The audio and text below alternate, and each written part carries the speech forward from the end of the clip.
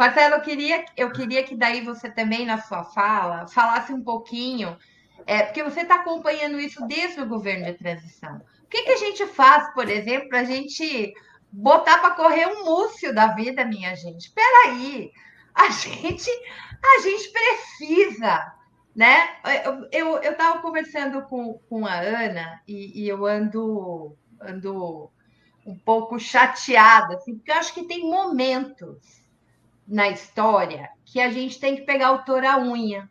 Não dá para ficar nas cordas. A gente acabou de viver um 8 de janeiro, acabou de viver a CPMI do golpe. A gente está com os militares com a bunda na janela. Então, assim, essa comissão tem que ser feita, minha gente, porque assim, não existe esperar uma correlação de forças. A correlação de forças tem que ser criada.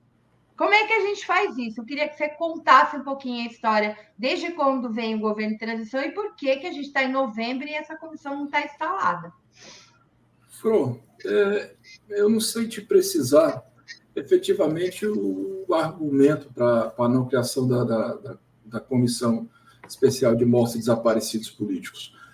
O que a gente escuta é que há um entrave no campo do Ministério da Defesa, como você mesmo colocou, por causa das Forças Armadas, que estariam insatisfeitas com a recriação da comissão. Algo que, durante o processo de transição, aconteceu, porque, como foi dito, aconteceu, o Bolsonaro já estava, inclusive, nos Estados Unidos, ele nem assinou o ato de finalização da comissão, eu acho até que é duro juridicamente, mas a ideia era que a comissão fosse imediatamente restabelecida, e não só restabelecida, ela fosse tornada permanente e fosse fortalecida para continuar o trabalho que precisava ser feito, porque a comissão ela tem, dentre as suas atribuições, descobrir o que aconteceu, entregar às famílias os restos, e efetivamente isso não aconteceu. E, paralelamente a isso, a responsabilidade de contar a verdade sobre todos os episódios, que também ainda são aspectos imprecisos, apesar da Comissão Nacional da Verdade ter acontecido, apesar da Comissão de Anistia. Nós estamos conversando coisas aqui nesse exato momento que são novas para os ouvidos de muita gente. Então, assim, eu acho que a comissão ela não é só um dever ético, ela é um dever jurídico também.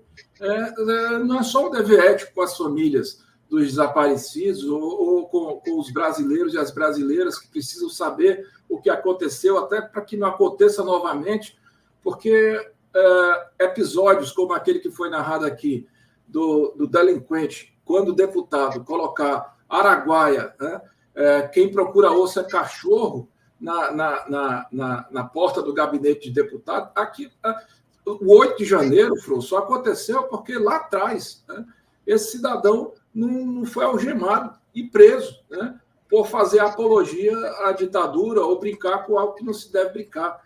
Então, assim, mas além disso é um dever jurídico, porque o Brasil está condenado, né, pela Corte Interamericana de Direitos Humanos a entregar às famílias essas respostas que ainda hoje não conseguiu dar, do paradeiro, a satisfação na medida da responsabilidade que tem, porque não adianta só você chegar e garantir uma reparação simbólica econômica ou então pedir desculpas e você deixar, por exemplo, que uma avenida tenha o nome do Médici, ou então uma avenida tenha o nome do Geisel, ou então um mausoléu tem o Castelo Branco, como acontece aqui no Ceará. A gente precisa, de fato, acabar com esses espaços de ditadura e transformar isso, como o Edu disse, em espaços de memória. Então, assim, gostando ou não as Forças Armadas, é um tema que vai ter que responder por ele. Ora, os caras dão golpe militar, os caras roubam o voto das pessoas, aprisionam os adversários políticos, aniquilam a oposição, matam, exterminam, dão fim aos corpos e não querem responder por isso, não querem nem dizer a verdade. Não, a verdade tem que ser dita. E a comissão tem que ser restabelecida, goste o Múcio, goste, não goste, goste o general tal ou não, já não basta, Flor, a não criminalização dessas pessoas. que já é muito grave, meu amigo, porque a memória, verdade e justiça, porque o nome está investido, mas a primeira coisa é a justiça. Essas pessoas deviam ter sido presas pelos crimes contra a humanidade que cometeram, inclusive crimes continuados, como esse que foi dito aqui, daqueles dos mortos que não foram entregues. Isso é crime continuado, é imprescritível. Se fosse só a morte sob tortura, o extermínio, já seria um crime contra a humanidade, já seria imprescritível. Mas esse crime continuado, ele, inclusive, tem sido o motivo para que haja um processo contra o Cláudio Guerra, não é isso? Enfim, eu faço um apelo ao presidente Lula que dê o passo adiante e estabeleça a Comissão de Mortos e Desaparecidos Políticos. O que eu posso te garantir é que essa discussão, no âmbito da Comissão da Anistia, já nos foi dito que saiu do Ministério dos Direitos Humanos, já tinha passado pelo Ministério da Justiça e estava sendo encaminhada. Agora, realmente, era algo que era para ontem, né? Não era para 2024, era para janeiro de 2023, tudo bem. O governo começou com uma tentativa clara de golpe. Até se entende que naquele primeiro momento era necessário um rearranjo, alguma coisa, mas agora eu também me somo ao coro dos que não entendem por que não sai isso. Eu acho que o presidente Lula precisa enfrentar. É justo, mas é como eu lhe digo, não é só um dever ético, não. É um dever jurídico também. A sociedade em geral não tem noção do que representa para uma família não saber o que aconteceu com o paradeiro da sua avó, do seu avô, do seu pai, do seu avô, do seu marido. Então, é preciso entender que existem traumas que são, inclusive, geracionais. Você falou que eu tive depressão, governo, eu tive mesmo. Porque ninguém gosta de ser preso, não, Fro. Depois, quando todo mundo... Depois que termina a ditadura, que agora a gente tem condição de aplaudir o Ivan, mas eu garanto que o Ivan não queria ser preso, passar pelo que passou, não. Então, assim,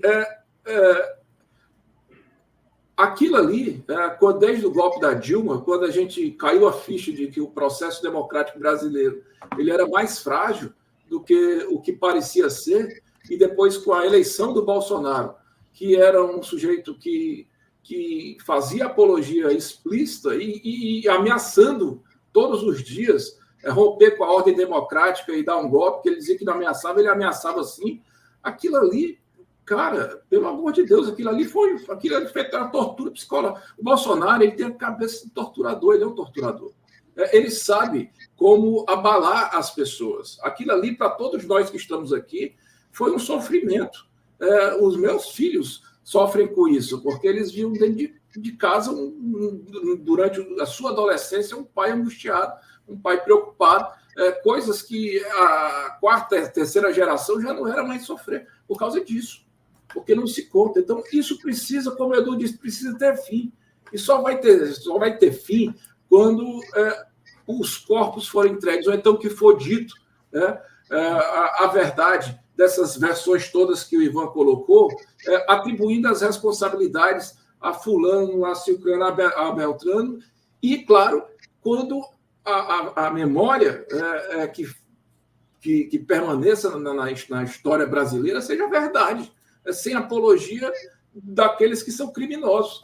Não é possível que o Fórum da Justiça Federal aqui no Ceará se chame Marechal Castelo Branco. O Castelo Branco foi um ditador, rapaz.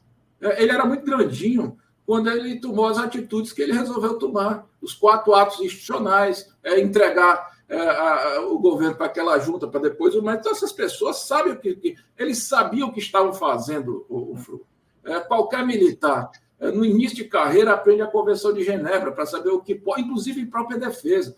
Então, são bandidos. E bandido tem que ser tratado como bandido. E pronto.